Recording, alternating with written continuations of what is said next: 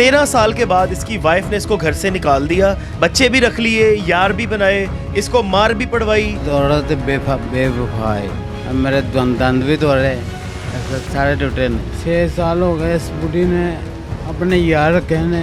अपनी बीवी को नंगा इस इंसान ने पकड़ा है। 13 साल मेरे नाल सौंदी रही ते ऐसले दिता है। मेरी सकी भैन नूं कहंदी है तो अपनी भैन दा ही यार बने हैं।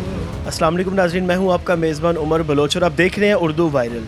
नाजरीन, आज एक ऐसा इंसान मेरे साथ मौजूद है जिसकी शादी को तकरीबन 13 साल हो चुके हैं। 13 साल के बाद इसकी वाइफ ने इसको घर से निकाल दिया। जब इस इंसान ने अपना घर अपनी वाइफ के नाम लगाया, इसने मोहब्बत की मिसाल कायम की, लेकिन औरत निकली बेवफा। बच्चे भी रख लिए, यार भी बनाए, इसको मार भी पड़वाई और इससे घर भी छीन लिया। गिरवी पे 10 लाख का घर वो भी छीन लिया, मतलब करोड़ों की इससे दिहाड़ी लगाई और उसके बाद इसको खैराबाद कह के नए नए यार बना लिए। इसके पास चलेंगे, इनसे पूछेंगे कि भाई क्या ज़िंदगी का माजरा है, क्या मामला है, क्या हुआ आपके साथ। अस्सलाम वालेकुम जी सर, वालेकुम सलाम। की नाम है क्या भाई? राशिद भाई, मैनू दसो 13 साल जिंदगी ते गुजारे ने, बच्चे भी पैदा होए ने, अचानक की मामला होया कि बीवी ने तुहानू छड़ दिता?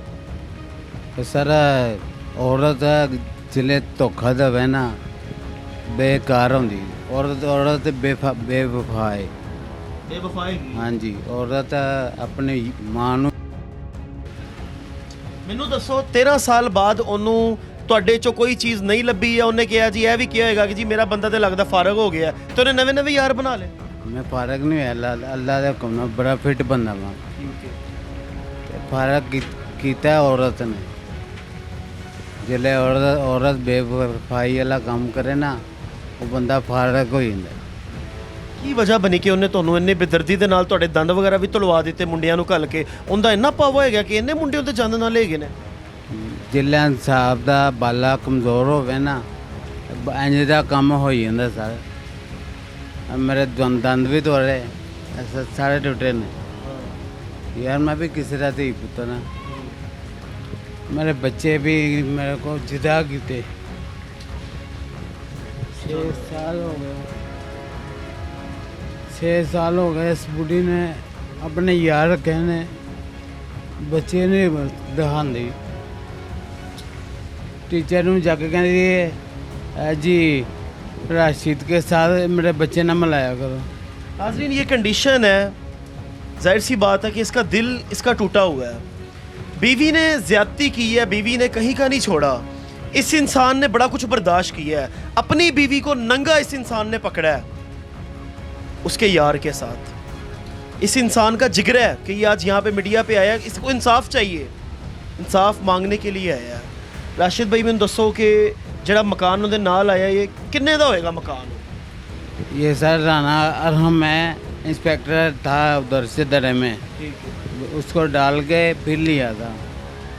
वो गवाह के तौर पे चेक कर ले, मेरा गवाह बना ले। तो तुसी उहदा नाम क्यों ला दिता? मकान ते तुहाडे ना हैगा सी।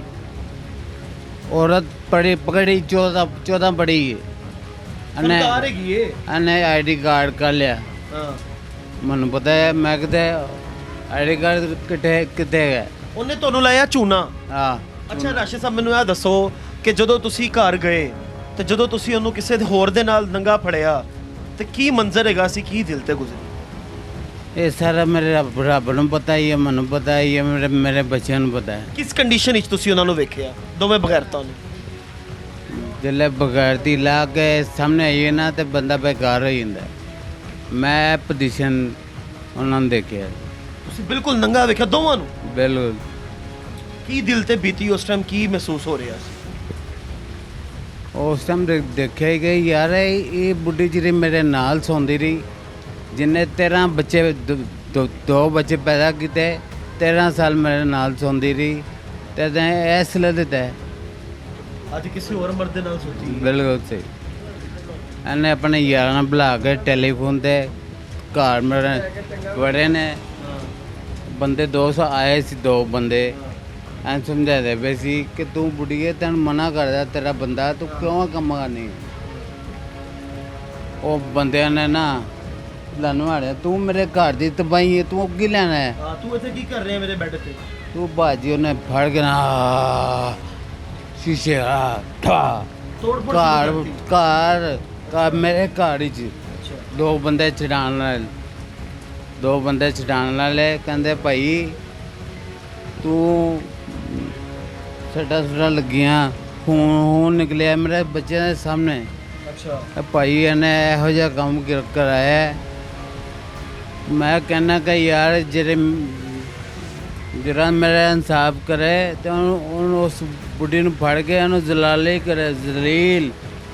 ਉਹ ਬੁੱਢੀ ਨੂੰ ਜ਼ਨਾ ਕਰਨ ਦਾ ਸ਼ੌਕ ਇੰਨਾ ਜ਼ਿਆਦਾ ਹੈਗਾ ਸੀ ਕਿ ਉਹਨੇ ਹਲਾਲ ਤਰੀਕਾ ਛੱਡ ਕੇ ਹਰਾਮ ਅਪਣਾ ਲਿਆ। ਕਿਉਂਕਿ ਮਾਂ ਉਹਦੀ ਨੂੰ ਵੀ ਹੈਗਾ ਸੀ ਤੇ ਉਹ ਇਸ ਤਰ੍ਹਾਂ ਦਾ ਉਹਨੇ ਵੀ ਕਰ ਲਿਆ। ਹੁਣ ਕੀ ਚਾਹੁੰਦੇ ਹੋ ਤੁਸੀਂ? ਕੀ ਚਾਹੁੰਦੇ ਹੋ ਆਪਣੀ ਗਵਰਨਮੈਂਟ ਤੋਂ, ਆਪਣੇ ਪਾਕਿਸਤਾਨ ਤੋਂ, ਪਾਕਿਸਤਾਨ ਦੀ ਆਵਾਮ ਤੋਂ ਕੀ ਚਾਹੁੰਦੇ ਹੋ? ਦੇਖੋ ਸਰ, ਮੈਂ ਕਹਿੰਦਾ ਵਾ ਮੇਰੇ ਨਾਲ ਇਨਸਾਫ ਕੀਤਾ ਜਾਏ। 10 ਲੱਖ ਰੁਪਏ ਦਾ ਗਰੋਥ ਵੀ ਲਿੱਤਾ ਸੀ, ਮੇਰਾ ਉੱਤੇ ਤਫਤੀਸ਼ ਕੀਤੀ ਜਾਵੇ ਉਸ ਇਲਾਕੇ 'ਚ।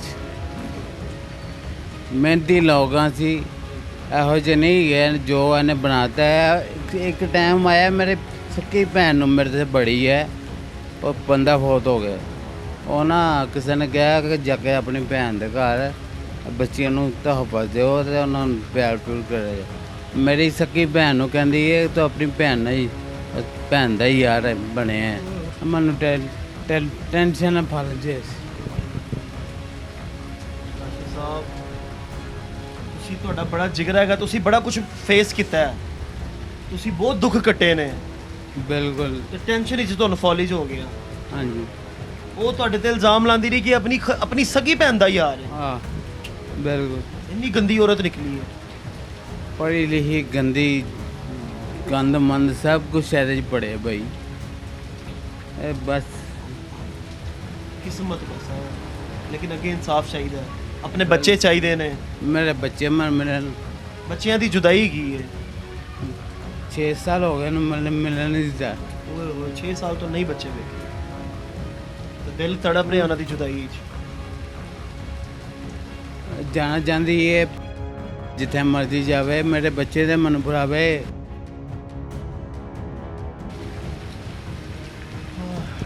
नाजरीन, ज़ाहिर है ये दिल का गुस्सा है कि बच्चे भी छीन लिए, घर भी छीन लिया, इसको मार भी पड़वाई और इसके साथ अपनी सगी बहन के साथ नाजायज़ ताल्लुकात का इल्ज़ाम भी लगाया, जिसकी वजह से इसको फिर फॉलिज का अटैक हो गया। तो नाजरीन, ये बड़ा शरीफ इज़्ज़तदार इंसान है, गरीब इंसान है, मेहनती इंसान है, अपने बच्चे वापस मांग रहा है, तहफ़्फ़ुज़ मांग रहा है, इसकी जान को भी ख़तरा है, गवर्नमेंट से अपील कर रहा है, रो रो के गिरा रहा है कि मेरा खुदारा मेरा साथ दें। और की कहना चाहते हो? क्या तुम? जी सर, जो वज़ीर आला ये है, ये हम शिकारी हैं, शिकार बाज का शिकार करते हैं। ये शाह अब्दुल्ला आया था एक दिन, शाह अब्दुल्ला था, मैं था, मेरे वाला साहब थे, हमने बाज गिफ्ट किया इस्लामाबाद हाउस में। पाकिस्तान का नाम भी रोशन किया है। जी जी। चलो माशाल्लाह। तो ये हीरो है पाकिस्तान के, इनका साथ दें। जो हमारे हुकाम हैं, जो हमारी गवर्नमेंट के इस टाइम आला ओहदेदारान हैं, इनका साथ दें, इन पे नज़रसानी करें, कोई अपनी एक टीम बना दें, वो इसकी इन्वेस्टिगेशन करे, जो मुतलका थाना है वो भी इन्वेस्टिगेट करे। इस इंसान को जो है वो इसके बच्चे इसके घर वापस दिलाई जाएँ, क्योंकि इसके बच्चे भी वहाँ पे महफूज नहीं हैं, क्योंकि उस औरत के ताल्लुकात है बदमाशों के साथ और 2 नंबर लोगों के साथ जो शराब पी के घर में आके तमाशे लगाते हैं। नाज़रीन, इसी के साथ अपने मेज़बान को दीजिए इजाज़त। आपसे मुलाकात होगी अगले प्रोग्राम में। अल्लाह हाफ़िज़।